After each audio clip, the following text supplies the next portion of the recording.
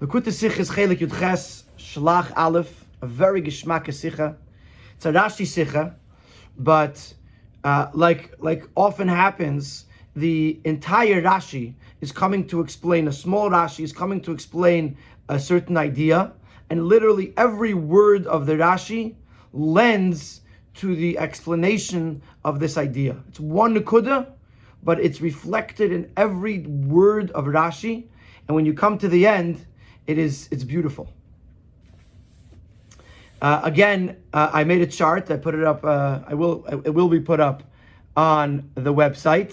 This time it's not complicated. It's just it takes each word of Rashi or each few words of Rashi, and it pulls out the nekuda of the sicha.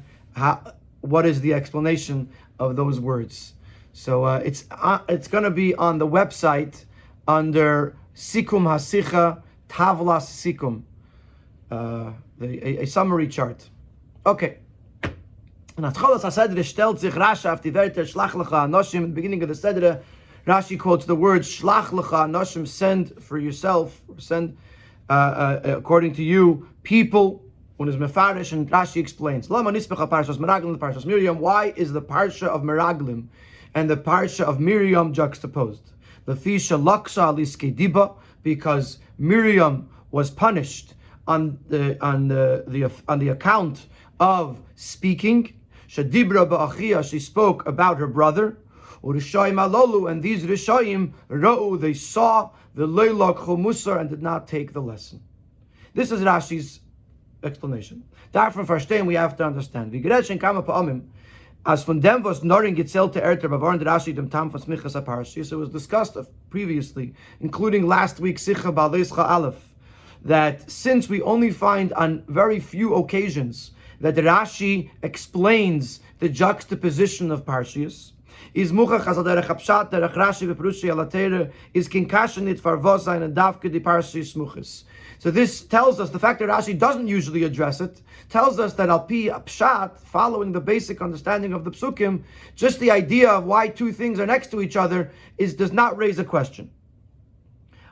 As he said in Ba'alois Chasicha, unless there's a question of Pshuta Shal Mikra that is answered by the juxtaposition, or Pshuta Shal Mikra is wondering why these two are next to each other, then Rashi will address it. But generally speaking, Rashi has no reason to address it.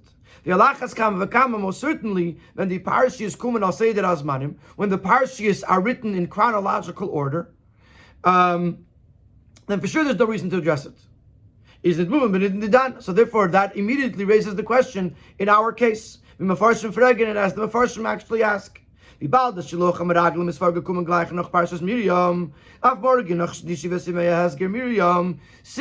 the sending of the Meraglim, the mission of the Meraglim, took place immediately following the story of Miriam, as the Rebbe brings in the Ha'ara, that it was on Chav Ches Sivan, the 28th day of Sivan, that Miriam's quarantine ended, and the Yidden were able to resume their travel, which they waited 7 days for Miriam, and then the next day, Chav Tes Sivan, the day immediately after Chav Ches Sivan was the day that the mission of the Meraglim was launched. So what kind of question is why are they next to each other? Because they happened that way. First the Parshas Miriam finished, and the next day was Parshas Meraglim. So the general question on Rashi is, why is Rashi asking Lama Nismecha why these two parashas are next to each other, if it's obvious why they're next to each other? They're next to each other because they happened that way. That was the order of the events. Also in the wording of Rashi, there are a number of points, questions that need to be addressed. Umehem, Aleph, Lefisha Laksa al Iske Diba. Rashi uses the words Iske Diba on the affairs of speaking. Rashi had gedarf zagen a lashon hara, that she was punished for lashon hara. V'era leizakten parshas Shmos Shelach Miriam lashon hara. Rashi himself uses this term lashon hara with regards to Miriam's punishment when Moshe had his tzaras as a test run before he went to Paray. So Rashi brings about Miriam's tzaras Shelach Miriam lashon hara. that she was punished for lashon hara. Over there he uses the word lashon hara. Here he says iske diba, which is sort of a vague way of saying it. The kasha is narchstaker, and the question is really more intense. In anvaited pasuk touch Rashi up them var diba. In a later pasuk, Rashi translates the word diba, and he says kolay tzoas diba. The expression of diba is lashon chinuch dvarim, comes from the idea of educating by words. It could be used in the positive, it could be used in the negative. Meaning to say diba is not by definition bad speaking, or bad words. Diba means speaking. There could be good speech, there could be negative speech. Why does Rashi use the word diba? In diba is nit muchlach kein chet. The adrab is kein gerzain toiv. Diba does not express a sin. Diba could mean for the good. So if Rashi is trying to emphasize Miriam's wrongdoing, then why doesn't he use the word lashon hara instead of using the word diba, which could be misunderstood that it means positive speech? So that's the first question. That's the first diuk. Why does Rashi use the words iske diba instead of lashon hara? Base. Why does Rashi add the words that she spoke about her brother? What's most important here is that she was punished for speaking, which is going to be the comparison to the Meraglim, who also were punished for speaking about Eretz Yisrael. So, why is it so relevant about whom she spoke? What's important is that she spoke negatively and was punished for it. Gimel, third diuk. Why does Rashi elaborate and refer to them as Rishaim? And these Rishaim, they saw and didn't take a lesson. Rashi could have said more concisely, they saw it and didn't take the lesson. We know who we're speaking about. So why did Rashi have to say Rishaim alalu? Just said, and they saw it and they didn't take the lesson. Dalid, the fourth diuk. Hadiyuk ra'u v'lei lakhu musar. Unit ra'u musar v'lei shamru v'b'makim acher in Chumash. This is a reference to a Parshas Ekev, where Moshe Rabbeinu is telling the Yidden that they should take musar, take a lesson from some of these events that had happened. And Moshe lists a bunch of the events that happened in the Midbar, ushmartem. And this lesson that you take should bring you to keep what you're supposed to and observe what you're supposed to observe. So it doesn't actually say the words Ro Musar v'Lei Shamru, I don't think, but it says in Pasuk Beis, it says Ro Musar or something like that, and then in Pasuk Ches it says Ushmartem, that seeing the Musar, seeing the message, should bring to Ushmartem. So if Rashi would say Ro Musar v'Lei Shamru, that would be more consistent with the way the Torah speaks. Nevertheless, Rashi changes and says Ra'u, they saw the Leilakhu Musar and they didn't take the lesson. And hey, the fifth diuk is Farvos is maitik in dem Dibur HaMaschil Echti Verter Shelach Lecha Anoshim. Why are the words Lecha Anoshim relevant in the Dibur HaMaschil, in the quote that Rashi quotes from the pasuk? As well, given you know to maitik dem Wort Shlach would have been enough to say the word Shlach. Al derech v'yinodne Parshas Ba'aleischa. V'Rashi is eich mefares smichus Parshas, similar to Parshas Ba'aleischa, which we learned last week, which Rashi over there also addresses the juxtaposition of the Parshas. Lo monispecha Parshas HaMenorah le Parshas HaNesiim. Why is the Parsha of the Menorah, where Aaron is commanded to light the Menorah, juxtaposed to the Parsha of the Nesiim, the Nesiim bringing the Karbonis to be mechanech, to dedicate the Mizbeach. Und stellt sich und is meitig nor dem Wort Ba'aleischa, nit Ba'aleischa Hanedes. And over there, because he's addressing the Smichus HaParshias, it's just negea to say the first word about what it's about, Ba'aleischa, and then say Ba'aleischa Es Hanedes. So similarly over here, he could have said Shlach and not Lecha Anoshim. So these are our questions. Number one, why b'chalal is there a question lama nismecha if seemingly these events happened in this order? Number two, why does Rashi say iske diba and not lashon hara? Why does Rashi say shadibra ba'achia? Why is it relevant who she spoke about? Number four, why did he say urushoyim halolu? Why didn't he say vehem and they? Number five, why does he use the phrase ro v'lei lakhu musar and not ro musar v'lei shamru? And number five, why does the Dibur HaMaschil, or number six rather, why does the Dibur HaMaschil of Rashi include the words Lecha Anoshim? So now we're going to answer the question, and the first thing we're going to address is why Bichlal does Rashi bring up the Lama Nismecha? In other words, why does Rashi bring this whole thing? That was our first question. Why does Rashi bring this? What's lacking in the understanding of Pshutei Shel Mikra that Rashi needs to bring in this Lama Nismecha? It's happened in the past. I think it was by Ma'in Yishmita Etzel Har Sinai that Rashi actually has a totally different question on the pasuk, and that question is answered by the Ma'in Yishmita Etzel Har Sinai. In other words, Rashi's question wasn't really Ma'in Yishmita Etzel Har Sinai. Rashi had a different question, and it was answered by Ma'in Yishmita Etzel Har Sinai. We're going to see over here that Rashi has a different question, but it's answered by bringing in this Maimer Chazal of Lama Nismecha. And the question is going to be, and this is what we're going to discuss in Siyuf Gimel, what was so terrible about what the Meraglim did? L'cha'ira, the Meraglim were sent on a mission. They fulfilled their mission. They saw what they saw. They came back and told over what they saw, and they did what they were supposed to. Why are they so punished, and so why is their chet? Why is their sin so great if they did what they were supposed to? And that's what's bothering Rashi. See, we'll say it inside. The Mentas Verstehen, back to the Kasha from Rambam, we'll understand this by first introducing the question of the Ramban. What was so severe? What was so grave about the sin of the Meraglim?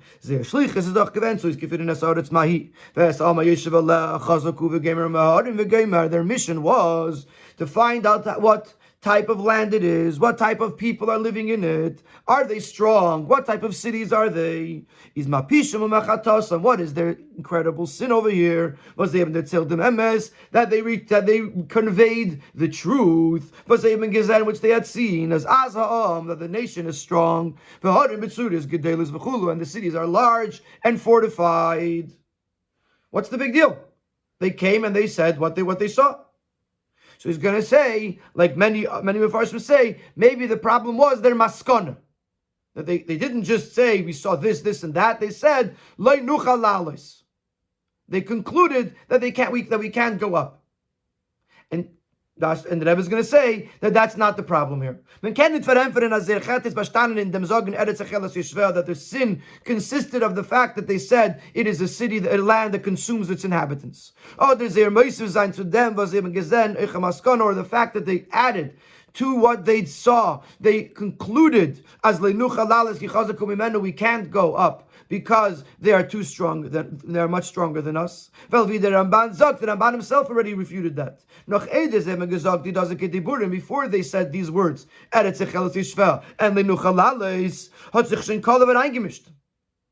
Kalev already intervened. And Kalev tried to quiet down the people.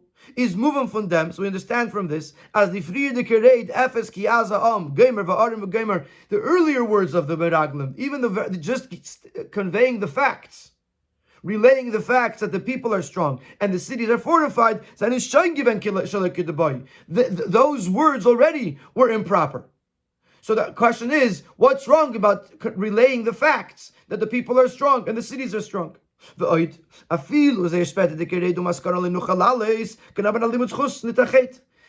than that, their later words and their conclusion, you could for it, you could justify it. They didn't say we're not going to go. We're going to go against the command of Hashem and not go into Eretz Yisrael. Nor leinuchalalis. What they said was leid zeir abshatz and the starkeit from the yeshvei haaretz, according to their estimation of the strength of the inhabitants, und die keiches von Eden compared to the strength of the Yidden. Haben Eden nit die yecheles al pitevet zu einem in Eretz Yisrael. The Yidden do not, naturally speaking, the Yidden do not have the ability to conquer Eretz Yisrael. They didn't say we're not going to go. They just said, you want to know what the story is? The story is that their nation, their people, and their cities are so much stronger than us that if we try to go in, we're not going to be able to do it. And even the fact that they said chazakum imenu, which can be understood to mean, and simply it means they're stronger than us, but it can also mean stronger than him.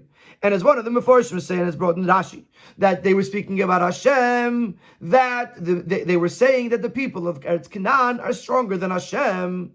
Meint al derech hapshat nit hakfir in the Eibishter. This doesn't mean to deny the ability of the Eibishter. Nor, as die zijn als sehr viel starker von den Jiden, als wir können sich gar nicht vorstellen, wie sie sich kennen, einkehren auf viele Durchnissen. They weren't saying that Hashem can't do it. They were saying that the people are so strong that we can't even imagine a miracle that can help us overcome or conquer Eretz Yisrael. They weren't trying to say that in the end Hashem can't do it. They were saying that even miraculously, it seems impossible for us to conquer Eretz Yisrael. Was der Fall? And you'll see also in Kalev's response that Kalev also says, doesn't say, oh, Hashem could do it. He says, even if we had the most extreme command, we have to place our faith in Hashem. Because as far as Kalev's Taina and forgiven, nit as man ken einnehmen Eretz Yisrael piteva. Kalev didn't say we can do it. You know, we have the strength, the natural, physical strength to do it. Nor did Kalev say, Hashem will make miracles. We could do it through the miracles. Nor, Kalev made a very extreme statement. Even if we have to go up to the heavens. And Hashem says, make ladders, and go up. We'll be successful in whatever Hashem says. Kalev was saying, we have to follow, we have to listen to Hashem without any practical understanding. Even if going into Eretz Yisrael is so extreme that it's not similar to anything that even occurred, anything that ever occurred, even on a miraculous level. We have to go up even into Shemayim. In other words, if Kalev was saying we can do it, or Hashem will make miracles and we'll do it, he would have said, let's place our faith in Hashem and let's go. Kalev uses this phrase, even if we have to go into Shemayim, we can do it. In other words, they're right. The Meraglim are right. The people are stronger than us. The cities are stronger than us. And we can't even imagine a miracle that would make us win. Nevertheless, we have to go. We have to be crazy. We have to do something that makes no sense. Kalev accepts what the Meraglim are saying with regards to the difficulty of going into Eretz Yisrael. So we can't blame them for saying leinucha lalis. Maybe even you can be melamed chus on them that they were trying to say we'll go, but we don't know. We don't think we can. We can't even blame them for saying chasaku mimenu because they didn't mean to go against Hashem in that. They were just trying to describe how extreme the strength of the nations of Eretz Canaan are compared to the strength of the Yidden. So we back to our question. Since the intent of their mission was, the purpose of their mission was to discover and research the strength of the inhabitants, and that way prepare for a war, a natural war, a practical war. Piteva is the upshots of the Meraglim, and realistically, their estimation was true.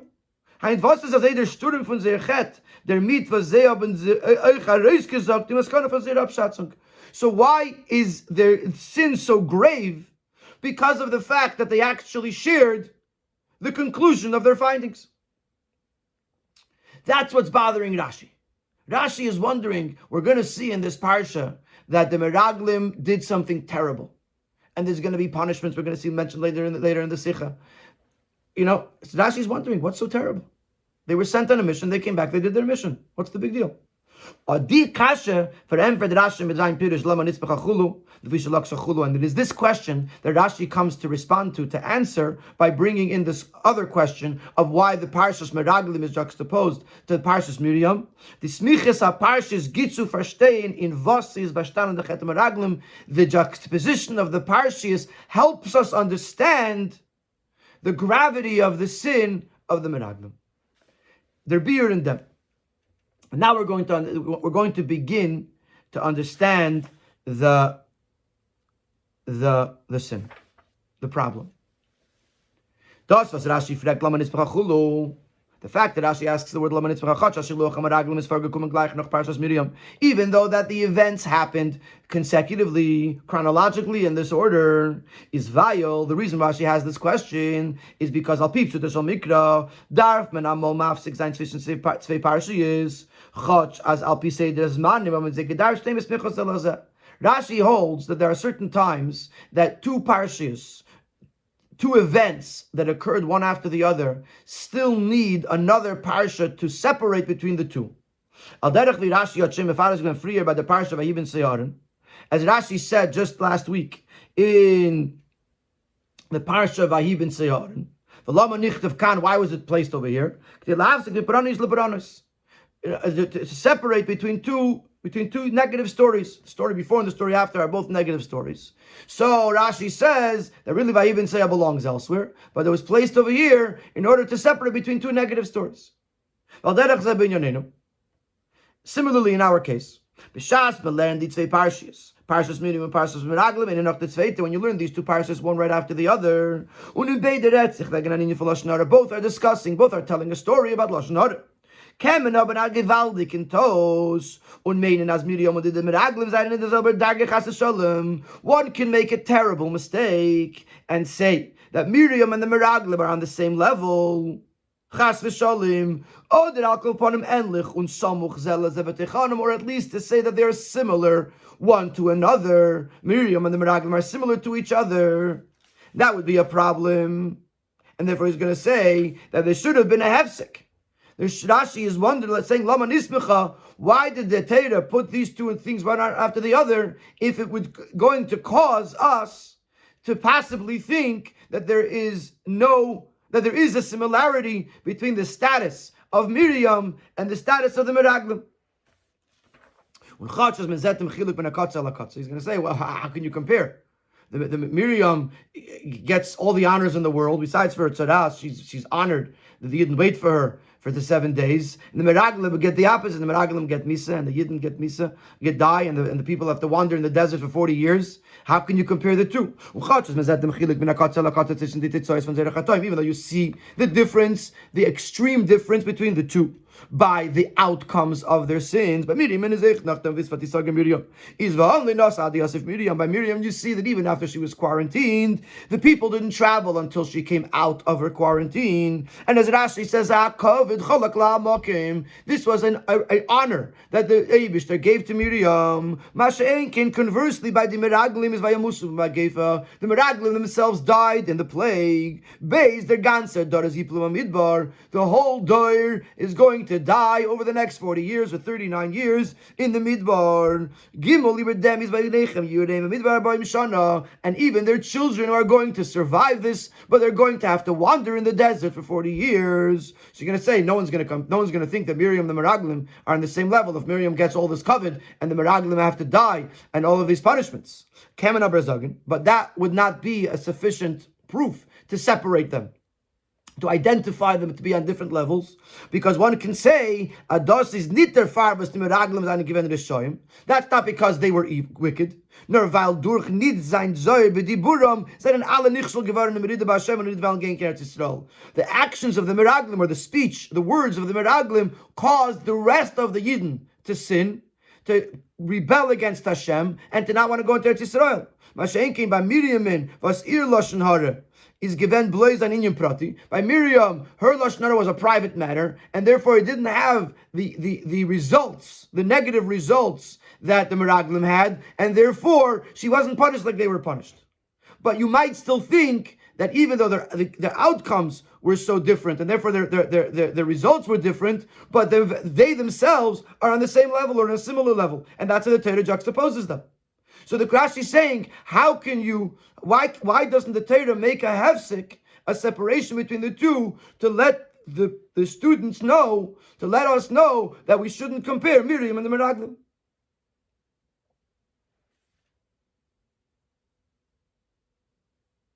And that question will conclude in a moment, in the end of Siv Daled. Before that, we're in the brackets here, we're going to answer one of the questions. And this will explain to us that Rashi includes the Lecha Anoshim in the Dibur HaMaschil. Das ist noch mehr mechazik die Efsharius Lites as the Meraglims and in Gleich al Kopanim Enlich zu Miriam. Because by the fact that the Torah says the word Anoshim, this even strengthens the idea that Miriam and the Meraglim are similar, are the same or similar. And since these Meraglim were chosen by the opinion and choice of Moshe, on such a weighty mission, this proves that they carried the greatest qualities. Not in them inyan hashlichus bifrat, not regular qualities, but qualities with regards to this shlichus. These the Torah ruvtze anoshim to the point they were so great that the Torah calls them anoshim. Was meant vidashi taiches lashich chshivus. Anoshim here is a sign of importance. Ksherim hayu, that at that time they were kosher, they were righteous. So the Torah says Shelach lecha anoshim. The Torah is calling them, referring to them as special people, and you're putting this right next to the story of Miriam. I would think that everyone here is all on the same lofty level. And therefore, in order to negate this mistake, and to emphasize and clarify that the Meraglim are not on the same level,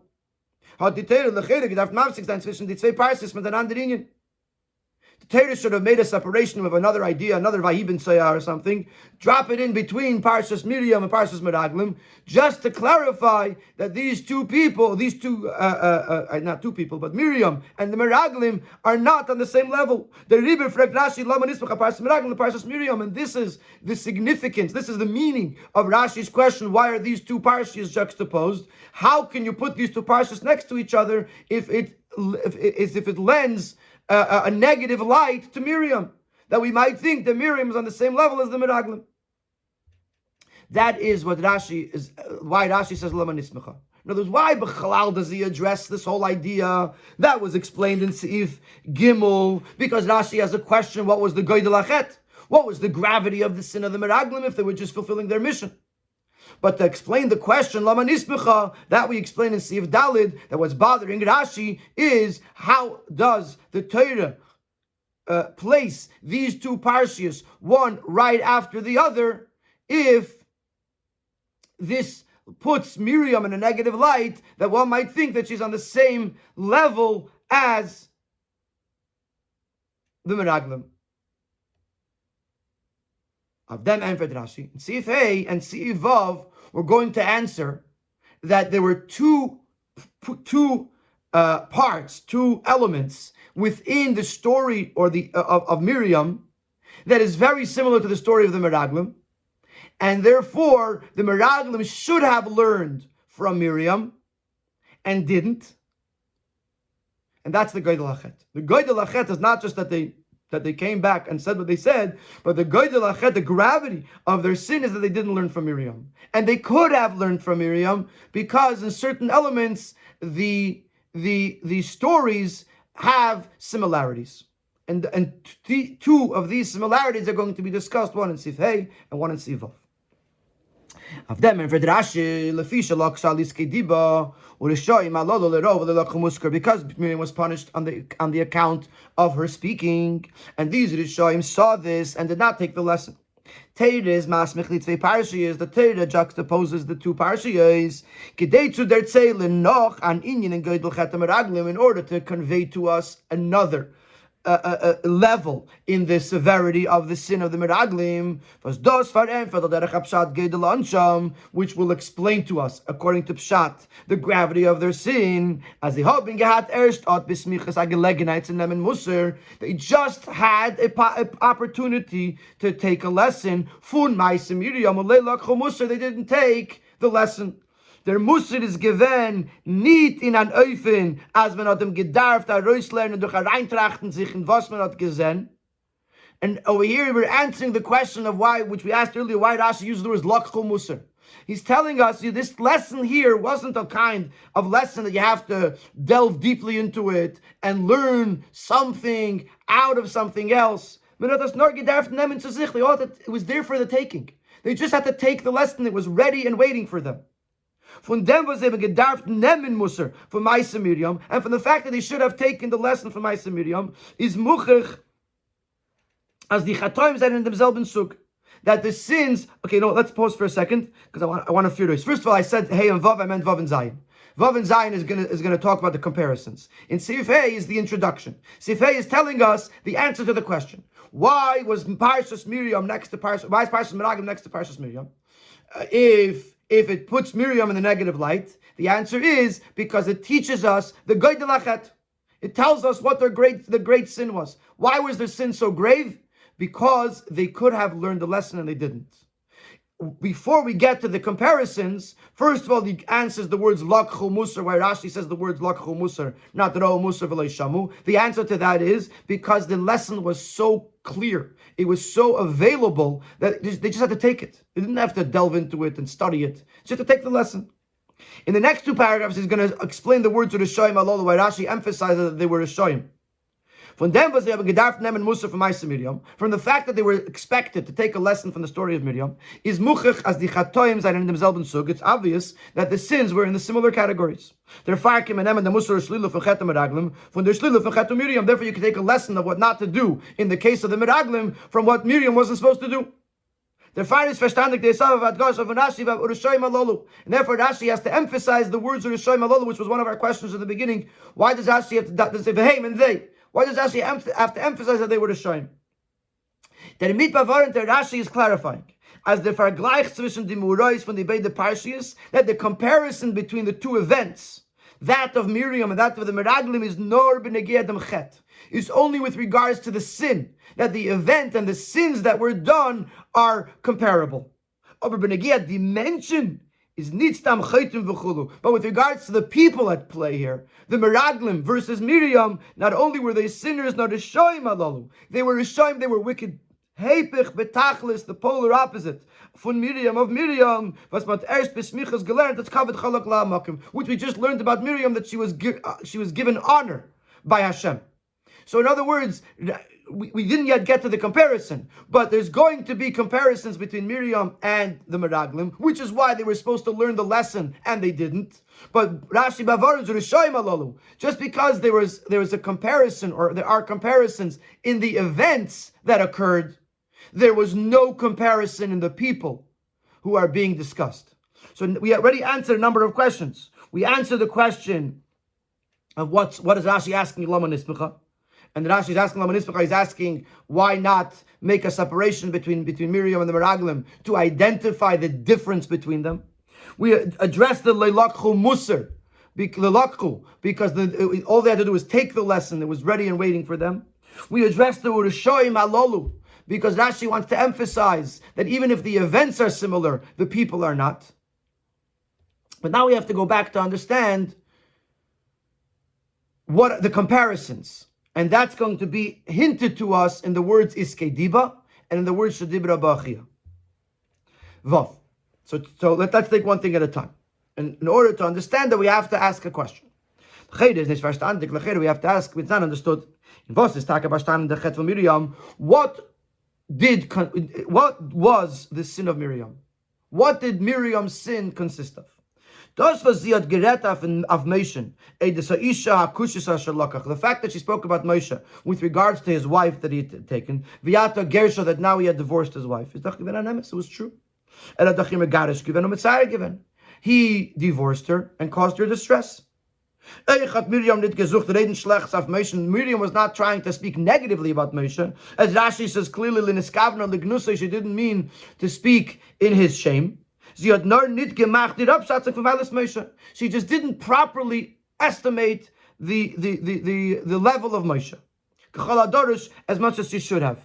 As is eine Nachmer von der Meile was Moshe diber Hashem, that they're even greater. Moshe's Meile is much more than the fact that he spoke to Hashem. She figured that Moshe was not supposed to separate from his wife. So she didn't realize the greatness of Moshe. She didn't realize that Moshe is way beyond the fact that Hashem just speaks to him. Because she could have said, Hashem speaks to us too. Like we'll see in a moment. And we're still married. Moshe could have spoken to Hashem. So they didn't realize that the relationship of Moshe and Hashem was much way beyond the speaking to Hashem. And therefore, she didn't think that Moshe should have divorced his wife. Is denn so lieb nicht verstehen die Gadlus von Moshe letachlisa kommt ihr als einisch? So because she didn't truly and completely understand the greatness of Moshe, does that bring upon her such a punishment? Sagt Rashi. So Rashi says, as the chet is bastane nitten dibero. Her sin here wasn't the fact that she spoke negatively about Moshe, nor in iske diba. Iske diba means the involvement of the speaking. The etzem zach was sich vernommen. The fact that she got involved in a manner that wasn't hers. She was involved, she was engrossed in the speaking. Mit reden bariches, to speak elaborately. That was the problem. The problem wasn't the fact that she said something negatively about Moshe. Negative about Moshe. The fact was how much she spoke at length. And she got involved in this and she discussed it.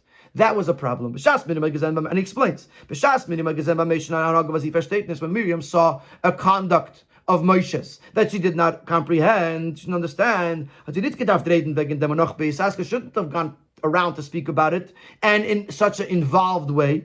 Even though she was telling the truth. She wasn't trying to speak shamefully about him. To start elaborating and discussing Moshe Rabbeinu's personal matters cannot bring to anything good. They can actually bring about something in the opposite. And if she needed to understand Moshe's conduct, she could have gone and asked him a question quietly. If it was about understanding Moshe, go talk to him, ask him why he's doing what he's doing quietly. The fact that she went to someone else and spoke about it and elaborated on it, discussed it, that was the problem. And similar to this, we see in the sin of the Meraglim. They didn't lie about Eretz Yisrael. But the way they spoke was an involved speaking. They discussed it and they spoke negatively. Arum geret means to speak about. Baret means to speak in a negative way. The Starkheit von der Yeshu Yoretz, about the strength of the inhabitants of the land. Bis zu abschrecken Eden von Bechlal willen gehen in Eretz Yisrael. They were stirring the pot. They weren't just giving over the facts. They were stirring the pot. They were trying to make it, to just talk about it, to discuss it. It should become an issue. And it caused to frighten the Yidden from even wanting to go in Eretz Yisrael. If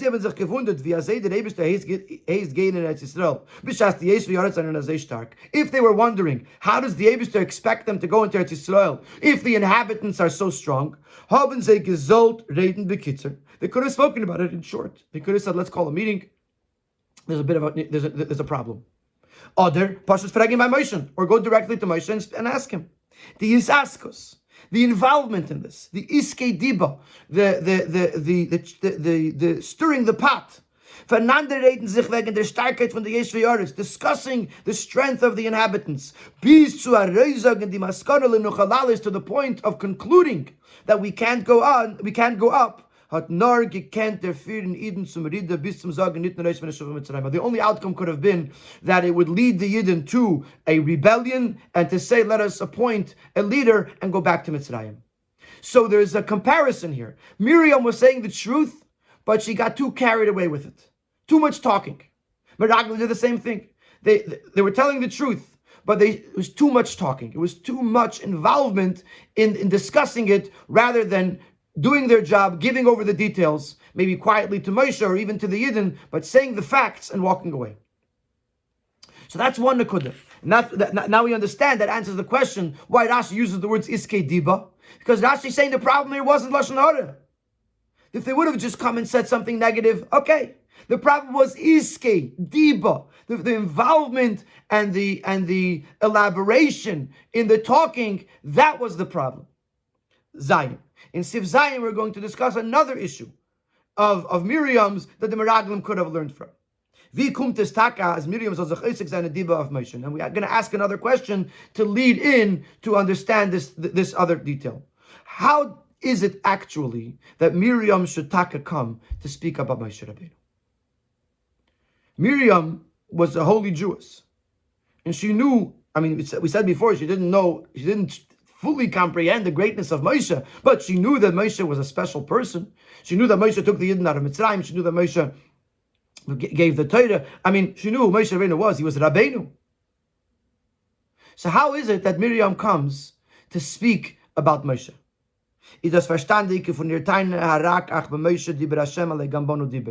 It could be understood from one of her claims when she told Aaron that Hashem speak only to Moshe. Hashem spoke to us as well. To Miriam and Aaron, knowing that Hashem spoke to us, Miriam and Aaron,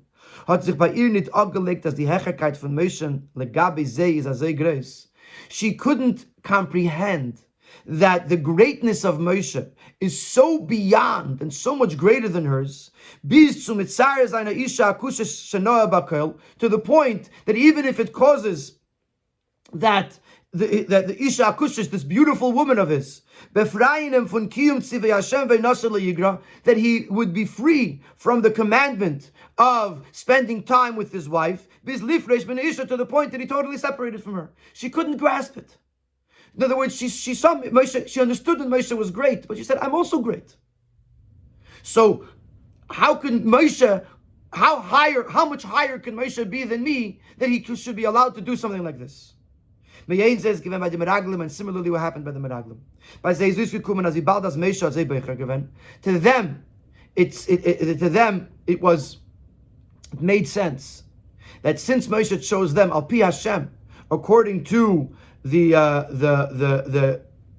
messages that he got from Hashem, the inspiration that he got from Hashem, is in der Shlichus, nicht shaykh as andere sollen sein Hecher und verstehen besser für sie. They, the Meraglim, thought that when it comes to this Shlichus, no one could understand better than them. Und wie bald das bei sie Shluchi Havaya is given when he be in government, since by them, the messengers of Hashem, they, in their own eyes, they saw themselves as locusts, as mere insects. So they were confident that this is the approach that comes from Hashem. Be'emes, truthfully, with regards to all the Yidden. And therefore they came to a conclusion. As they would apply it to themselves, they applied it to the rest of the Yidden, that we can't go up. And since they could not make sense of going into Eretz Yisrael, they felt they have to elaborately explain this and talk about it to the Yidden to convince them that they can't go into Eretz Yisrael. So just like by Miriam, who saw a greatness in herself, and because of that could not comprehend that Moshe was that much greater than her to be able to do what he did, the Meraglim had the same mistake. They thought that they were so great, they were Shluchei Havaya, and therefore whatever conclusion they come to could automatically be applied to everyone else. And according to this, now we understand why Rashi adds in the words that Miriam spoke about her brother. It explains even in greater detail the problem of the fact that the Meraglim didn't take a lesson. In the meaning of an upshatz, not zweiter Hecher für sich, when it comes to estimating the greatness of someone else compared to you. But Miriam is given a praten dem chet was dibra ba'achia. Part of Miriam's problem was that she spoke about her brother. But a brother is chatzi bisore. A brother literally means half his flesh, but it basically means it's a piece of you. Beteva ist schwer zuzugeben auf einen eigenen Bruder, als ist chatzi bisore und zusammen damit bei einer Hecher von sich. From a nature perspective, it's very hard that on the one hand you say this person is my brother. He said we're the same flesh, we're from the same DNA, and at the same time say this person is infinitely greater than me. It's very hard to come to that conclusion. Nevertheless, that was her mistake. Her mistake was this: look, she saw her brother. She shouldn't have seen her brother. She should have seen Moshe Rabbeinu. She should have said, even though he's my brother, and even though I know him, and he's my little baby brother, and I'm the one who watched over him when he was born. Today he's Moshe Rabbeinu. Today he's Rabbeinu. That was her mistake. And even though it was an understandable mistake, she was punished for it. She got punished because she didn't truly appreciate the greatness of Moshe Rabbeinu, even though he was her brother. So certainly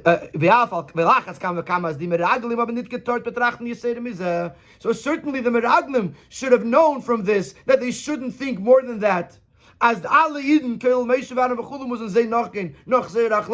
that they should think that all the Yidden, including the greats, Moshe, Aaron, and whoever else were the great, the Nesiim, the Skenim, should have to follow their decision. So just like Miriam should have been able to understand that although Moshe is her brother and although she was great, Hashem spoke to her, nevertheless Moshe's greatness is beyond, and therefore she shouldn't question it. And because she did, she was punished. The Meraglim should have understood the same thing, that just because they see something in a certain way, even though they're Shluchei Havaya, they can't expect everyone to follow their way. So we have two comparisons between the story of Miriam and the story of the Meraglim. Comparison number one is the fact that there was Iskei Diba, there was too much of an elaborate talking and a stirring of the pot that Miriam did, and the Meraglim should have learned from her how terrible that is. Secondly, Meraglim should have learned from Miriam that even if you're a great person, even if you're someone that was chosen by Hashem, nevertheless there could be those that are greater than you, and you have to recognize their greatness and not expect them to follow you blindly, not bring your own conclusion into their lives. And this is the Goydel Achet. This is the greatness of the Meraglim, the gravity of the Meraglim sin that they didn't learn from Miriam. They could have because of these comparisons, and they didn't. In the meantime, we understand now why Rashi uses the words Iskei Diba, because that's one detail in the sin of the Meraglim, that they spoke too much about Eretz Yisrael. We also now understand Shedibra Be'achia, why Rashi brings that point, because he wants to emphasize that the Meraglim, that Miriam was punished, even though she was speaking about her own brother, and it's so difficult to recognize how much greater your brother is than you, and yet she was punished. And the Meraglim should have learned from that they should not expect people that are greater than them to follow them just because they're Shluchei Havaya. And we pretty much answered all the questions that we asked in the beginning of the Sikha. Lama Nismecha, we asked, why is it Lama Nismecha? And why Rashi brings this Rashi B'chlal is because he wants to understand the Goydel Achet, the gravity of the sin of the Meraglim. Why does he ask Lama Nismecha if these two events happened one after the other? Because he's wondering, why are we putting them together if it's going to shed a negative light on Miriam? Then we asked, why does Rashi use the word Iskei Diba? Because the sin of Miriam and the sin of the Meraglim wasn't the Lashon Hara, it was the elaborate speaking, the involved speaking.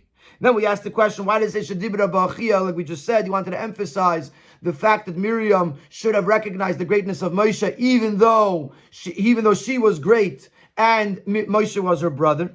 Why it says Urishayim Alolu? Why it says Urishayim Alolu? Because Rashi wants to emphasize that even though there are comparisons in the events, there is no comparison in the people. And the Meraglim here were Urishayim and Miriam was not.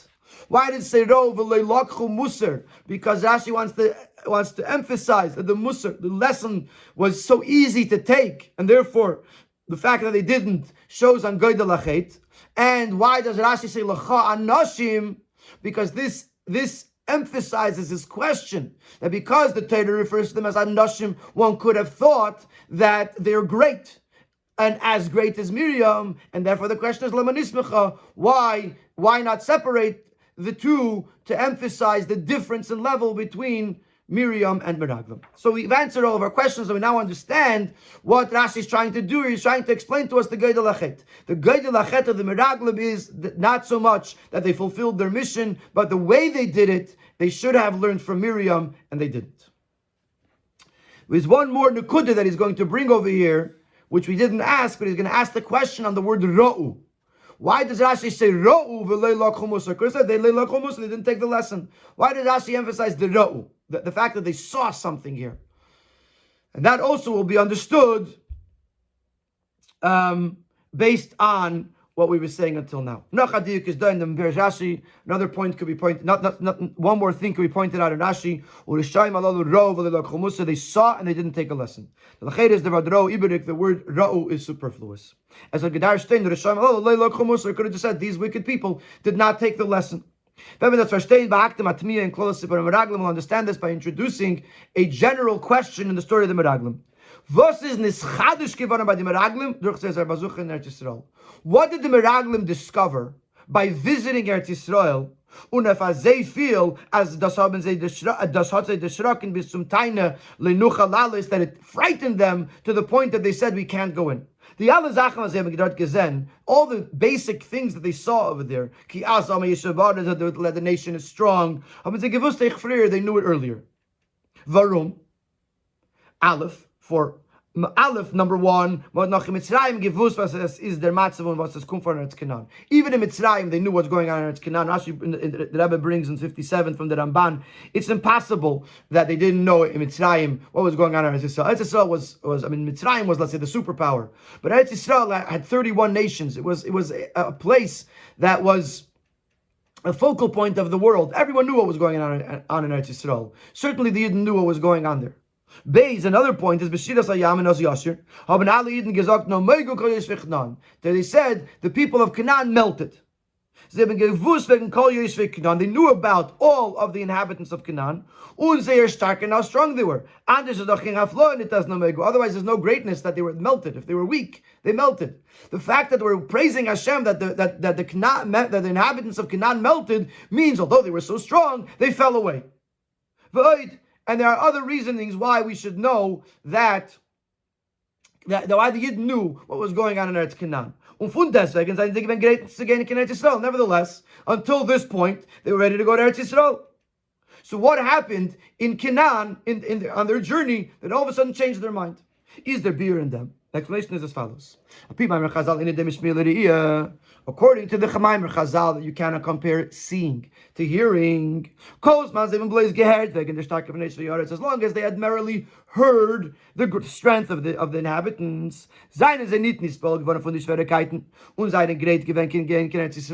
They had not yet, they were not impacted, they were not affected by the hardships and they were ready to go in to Eretz Yisrael. But when they saw with their own eyes the strength of the people, and had an impact on them, that they should regret their original agreement. They're too scared to go into Mitzrayim, to Eretz Yisrael. Now we could see with our own eyes how strong they are.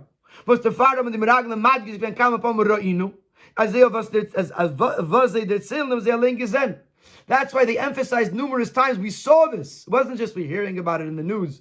It could be fake news. It could be a hearsay. It could be exaggerated. We saw this with our own eyes. And then they showed them the fruit. It was visual. And therefore it was something that was authenticated to the level of visual.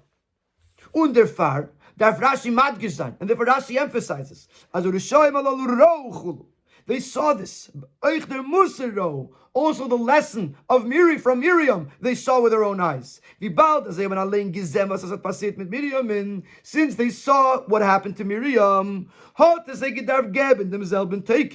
it should have given them the strength of to overcome the test of what they had seen in Eretz Canaan, and it didn't. If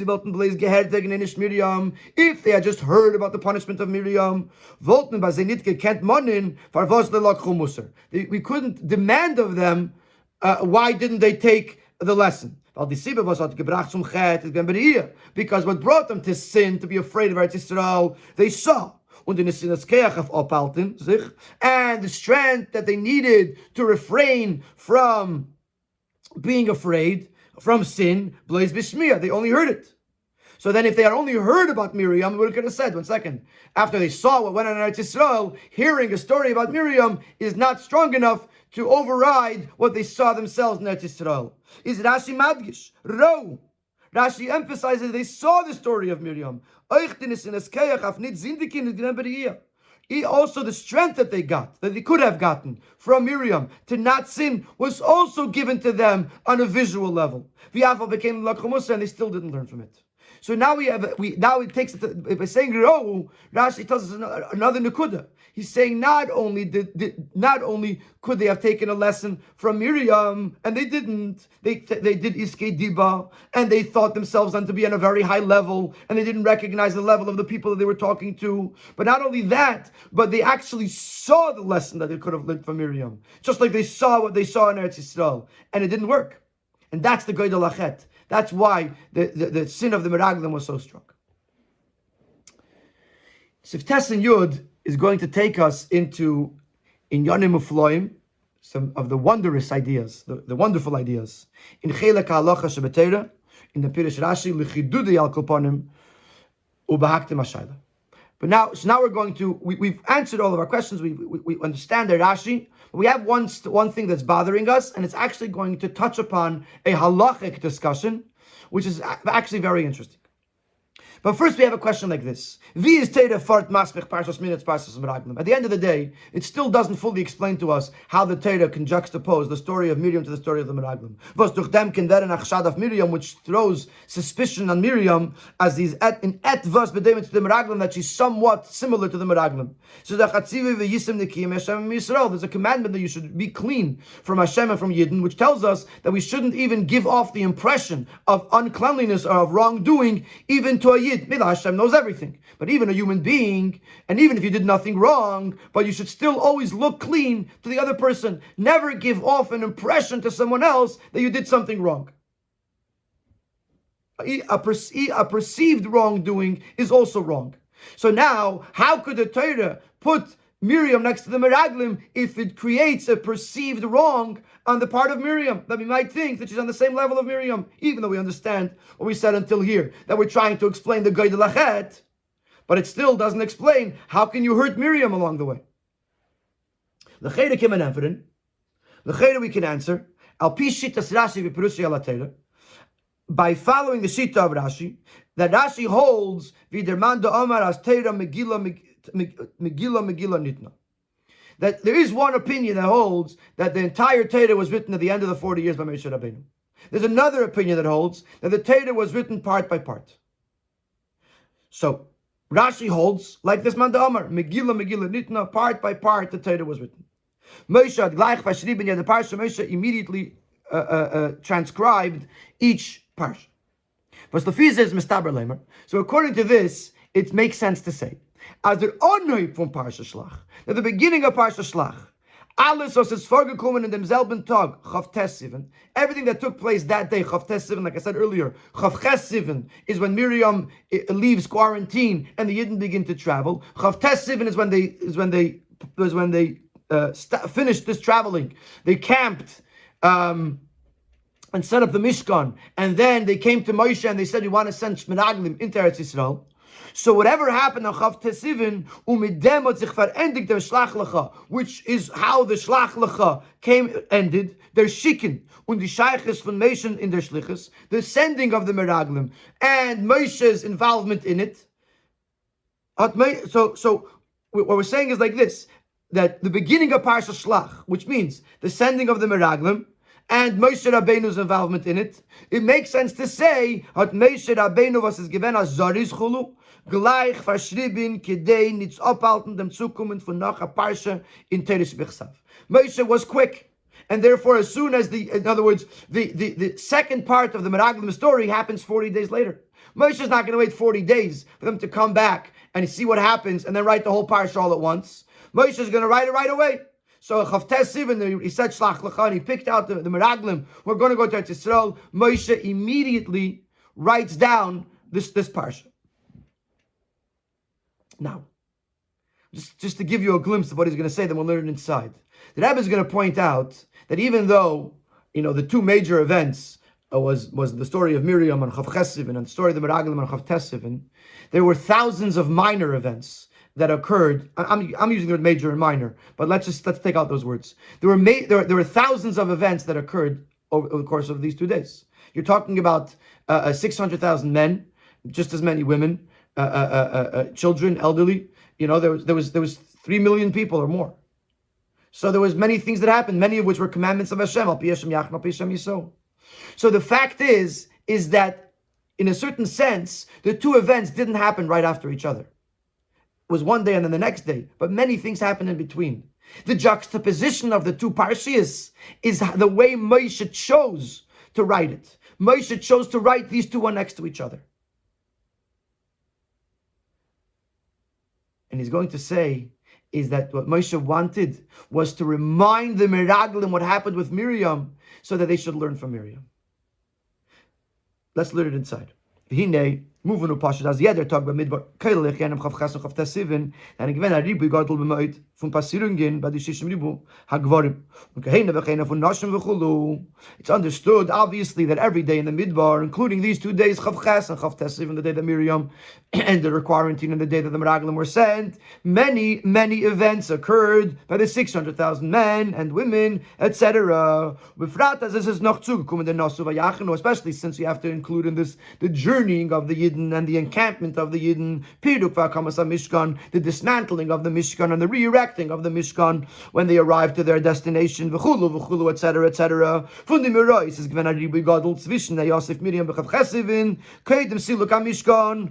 And amongst these events, there were many events that occurred between Miriam leaving her quarantine and the Mishkan leaving. Unamira Shelach lecha, and then later on, the next day when Moshe says Shelach lecha, Nachen aufstellen die Galim und der Mishkan und Nachen vatikravne leikulchem v'chulu, after setting up the camp, the encampments and the Mishkan and vatikravne, like when the Yidden came to Moshe to send them Meraglim.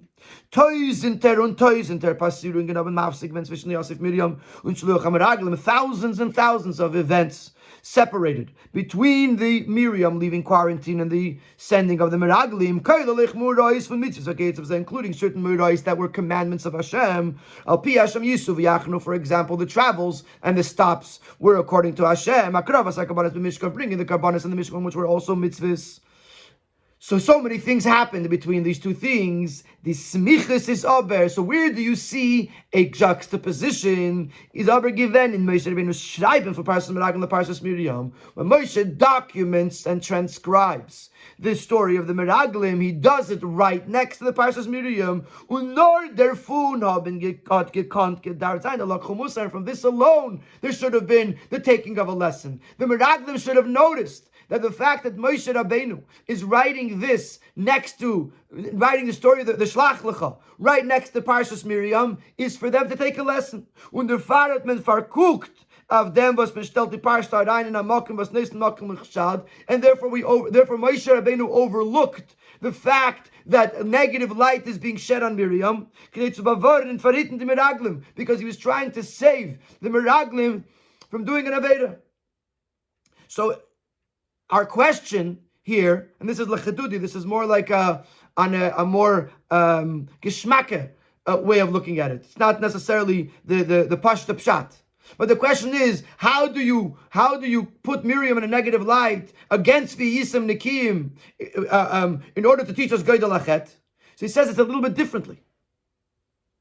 Moshe Rabbeinu was trying to remind the Meraglim what happened with Miriam, even though they saw it. But it wasn't, in case it wouldn't be enough. Moshe wanted them to remember this event, and therefore Moshe Rabbeinu, who was writing everything right away, skips over all the other events and juxtaposes these two things to remind the Meraglim. And the Moshe Rabbeinu is saying, although I'm hurting my sister, although I'm hurting Miriam by possibly leaving doubt about her greatness, nevertheless, I need to save the Meraglim from coming to sin, and I'm doing it. And this answers the question, at least part one of the question, part one of the answer, why at the end of the day, these parshas are next to each other, to save the Meraglim, not just to teach us, Goydel Achet, but to save the Meraglim from a sin. This is not a complete answer, because a question remains. The rule is, we don't tell someone that you should sin so that your other friend should be found meritorious. We'll explain in a moment what that means. Or let's explain now what it means. This is actually brought, the sources in the Gemara in Shabbos. What happens over there is that somebody put a loaf of bread into an oven on Shabbos. In those days, the oven was stuck onto the wall, on the wall of the oven.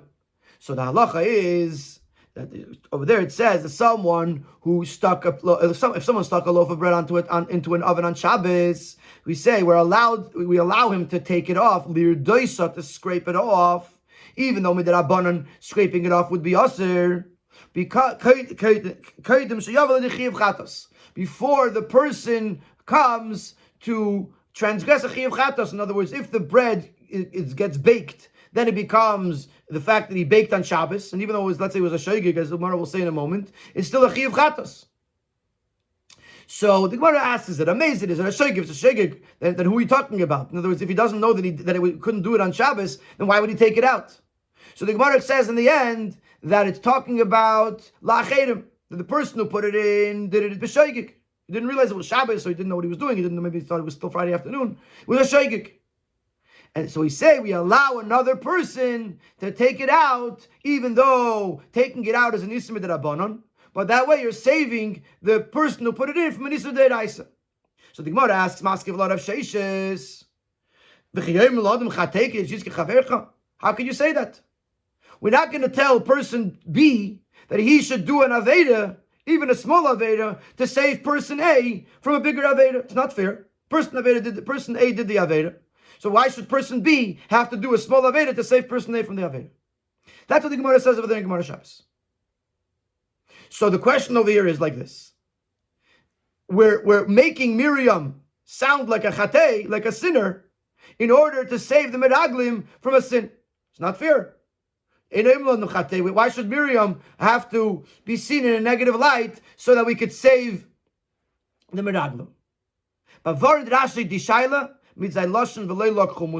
and Rabbi says, and this is what Rashi, when the Rashi words musar, and we said earlier, of course, musar they're saying these words, specifically the word musar, not saying they sinned. Those words are going to be the key to answer this question: why are we making Miriam suffer in order to save the Meraglim from a sin?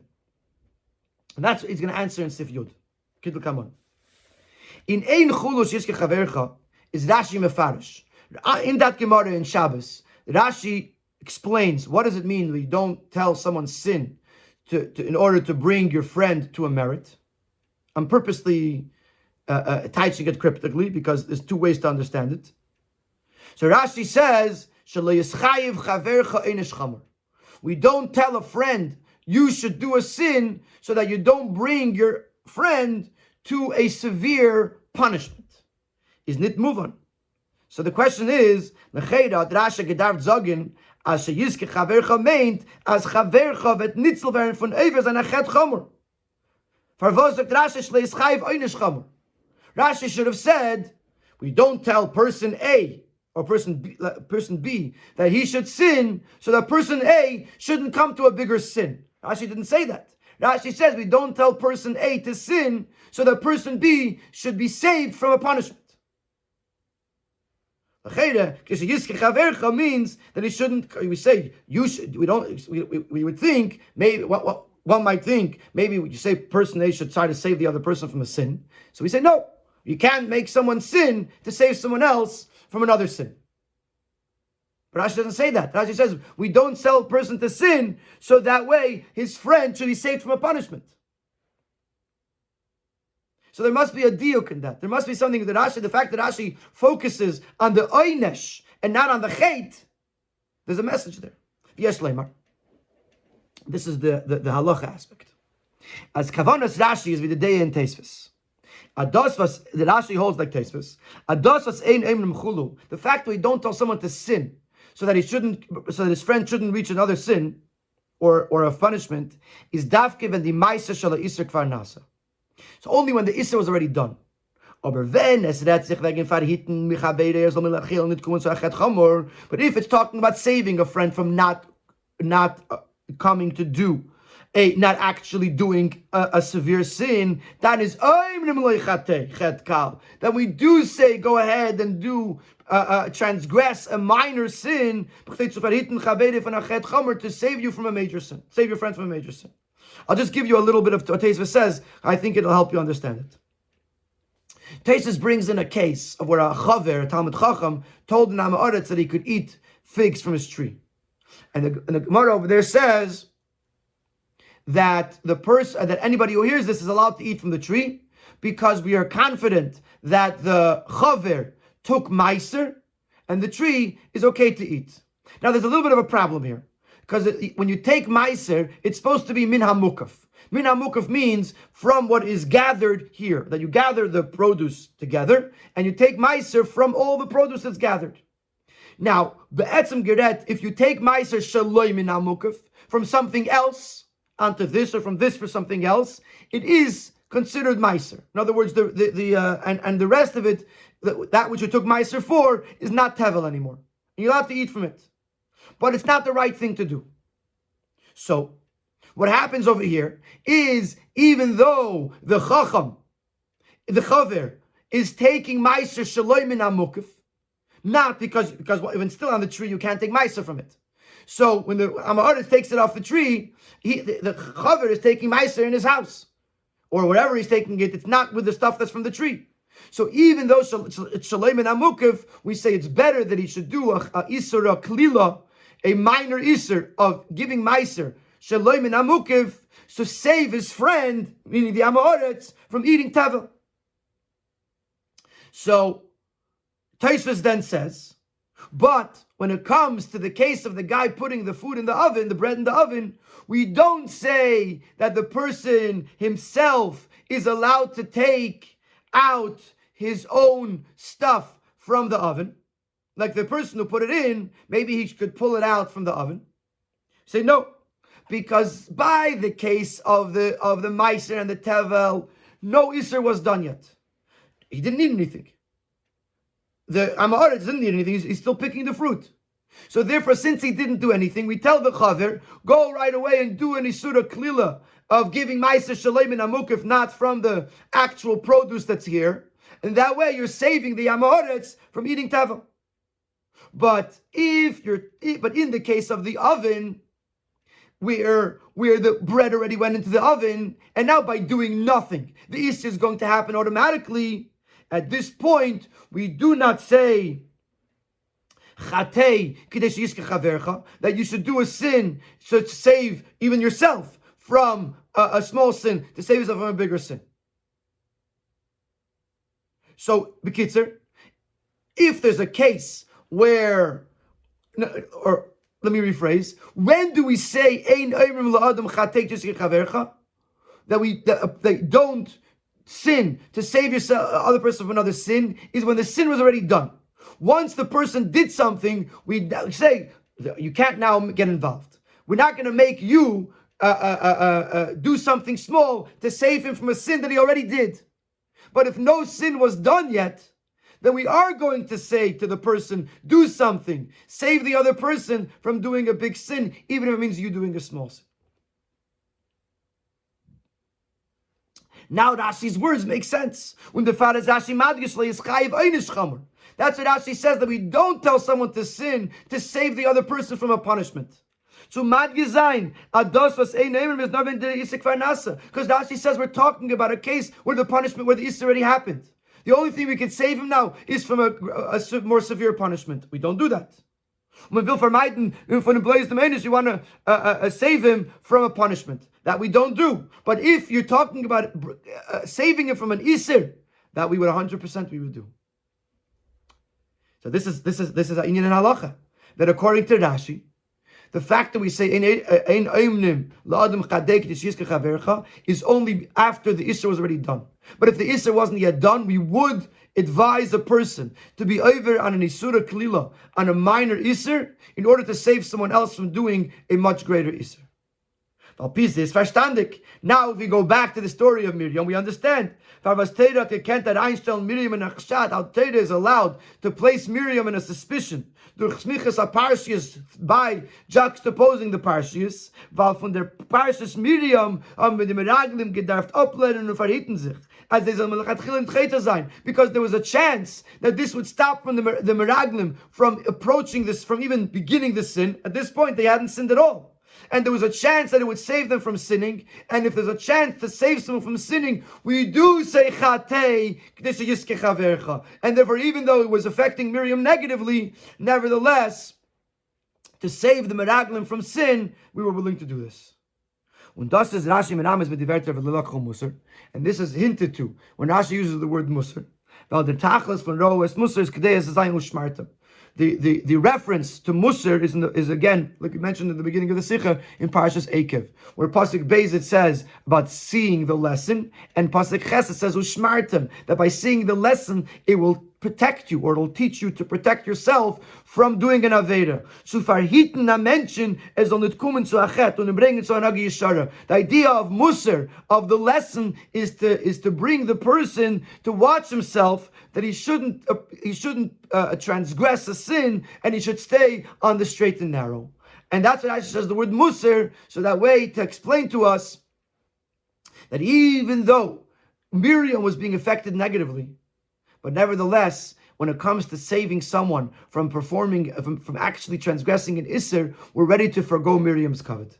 We're ready to, not even her covet, we're ready to throw her under suspicion that she's on the low level of the Meraglim, because it might save the Meraglim from the sin. In the Farbrengen, the Rebbe actually learned a Heira from this, about being Mekad of another Yid. That even if because of this there's going to be a Chet, there's going to be a lack in the person's Aveda, we tell the person that it's worth it. If you're going to be able to save another Yid from an Iser, it's worth the Chisaron in your Aveda.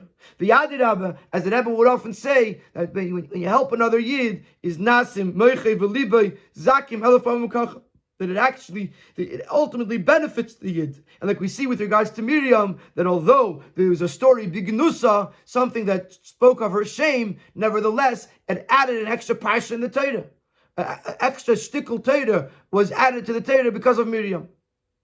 So B'meila, we could learn from this idea that even if we might feel affected negatively by helping and being involved with helping another Yid, that's what we're supposed to do, even al pi halacha. If he hasn't yet committed the Isser, and if we do so, ultimately it'll be to our benefit.